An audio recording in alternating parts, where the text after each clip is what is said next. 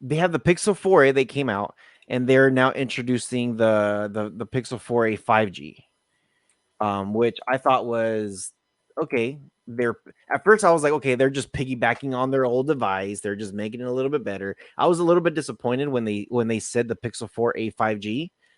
And then as soon as I started to settle in the disappointment, where I'm just like, okay, hurry up, they announced the Pixel 5. Yeah. Yeah. I'm like, cool. So anybody who wants to stay with the 4A, if they really like it, they can get the 5G version of it. But at the same time, they're like, but we're also dropping the new Pixel 5. It looked okay. I'm not a big Pixel fan. I don't know about you. I'm more into the Samsung phones and the Note series. What they had with the cameras looked pretty good. Some of the built-in apps that they're putting in with the cameras that you could Yeah. take pictures, and if it looked too dark, you could put more light without blowing your contrast out. They were talking to YouTube creators, actually content creators, and looking how people were reviewing, and they were taking their advice of making more cinematic ways of recording videos. Yeah. And Yeah. I'm just like, this Pixel, the 5, they're building it specifically for YouTube content creators.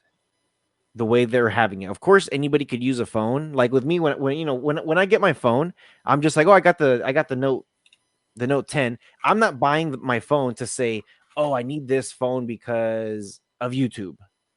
I don't do that. But the way they created this phone is like, hey, sure, anybody's gonna buy this phone, but especially if you're a YouTuber, this might be much better for you versus some of the other phones that are out there. How do I feel about that? I'm kind of mixed. I'm kind of mixed because in one hand, okay, this is how I feel about it. It's meant for the everyday person that wants to share their life on social media, right? When I start to think about content creators, I remember when I first started doing YouTube and I started editing my videos and all that stuff, and I would do everything on my phone. But this isn't a phone to do everything. I wouldn't. There's better phones on the market to do my editing. There's better phones to do my multitasking, but this is a good phone, a good bang for your buck, a good value if you're just looking to record and create good content, for sure, right? Um, I thought it was pretty funny when they're like, "We studied a lot of YouTube videos," and I'm like, "You're just giving these millennials hope. We can just watch YouTube all day, and then we can go work for YouTube and create the next Pixel 17." But I don't know. I've with them owning YouTube, they have the algorithm so accessible. Mm-hmm. Mm-hmm. So I could see them taking that to their advantage to say, "Hey, let's look for certain keywords." And then once we get the keywords, what are people talking about? Yeah. I don't know. I think it's I think I agree with you for sure. I think they're definitely playing the market. But on top of that, this is why I'm saying their flow of things was just so nice, man. They started talking about the freaking Stadia, the controller, and Okay. actually, before I even get into that subject, Yeah. Yeah. Let's finish the phone first. with the phone, once do you remember what they announced that you can get for free and all the free stuff that you get with Oh, the there new was Pixel so 5? much, and like when I was watching that, I was like, it's not just about products anymore. Mm-mm. It's about services, because even from the beginning of this, when they talked about the Chromecast with Google TV, they were talking. If you go on their website right now to pre-order or to buy, it's coming bundled depending on which package you buy with Netflix for 6 months. Right? Mm-hmm. You look at their Nest Max. The next Max is saying Netflix, Netflix, Netflix. Everything's being bundled with different things to give you a better value, right? So when they talk about the phone, they were talking about with their cloud storage, 100 Yeah, gigs. 100 They gigs. were talking about, oh man, there were so many other things I can't remember right now. You get Stadia Pro for like 3 Three months. months, Yeah. right? 3 months Stadia Pro.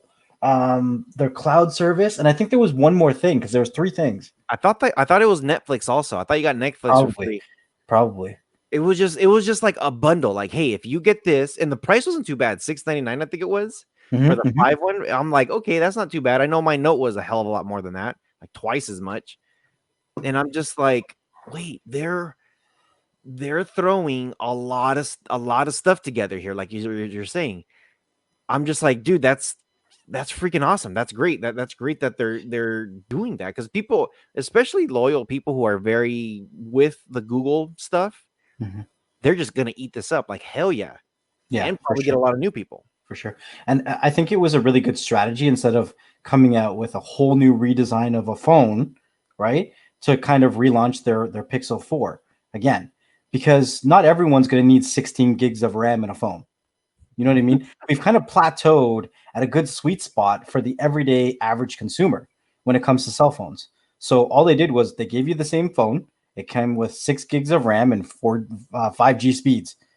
You're good, Mhm. right? If you want a little bit more, here's the Pixel 5. It comes with a 90 refresh rate for the screen. Great, right? Smooth scrolling, gives you 8 gigs of RAM, which is not something that kind of gets me excited because, like I said, I do a lot of editing, I do a lot of stuff on my phone. I want a minimum of 12 gigs if I can get it, but I'm not your average consumer. I'm not the person they're trying to market this to, right? Mhm. So we know they're saying unlimited cloud storage for your photos and all that stuff, like typical. And then they give you, your 100 gigs of online storage space and your Netflix and everything else. And now they're starting to up the game with realistic things, not smoke and mirrors, giving you cinematic kind of features with your camera, how it's recording, how it slows it down, how it speeds it up, how it increases the light shots, and like all this kind of stuff. It's just really smart moves when it comes to tech. And I've mentioned this in a couple of my last videos that I put on my channel, where I said we're living in a time where it's not about innovation. It's about value. It's about budget. It's about getting smart technology in the hands as many people as possible. And the only way to do that is to kind of focus on bringing the prices down and not so much about innovation. Mhm. So, I mean, you can already see there's kind of two, I don't even want to say that, but Google is doing a lot better job, at least from this presentation, understanding that concept than Amazon was. I mean, yeah, they came out with their Fire Sticks that are $30, but Mhm. aside from that, like what we're seeing drones for 250 and like things that doesn't like they were doing too much innovation instead of feeding the actual Mhm. people that are looking for budget and value.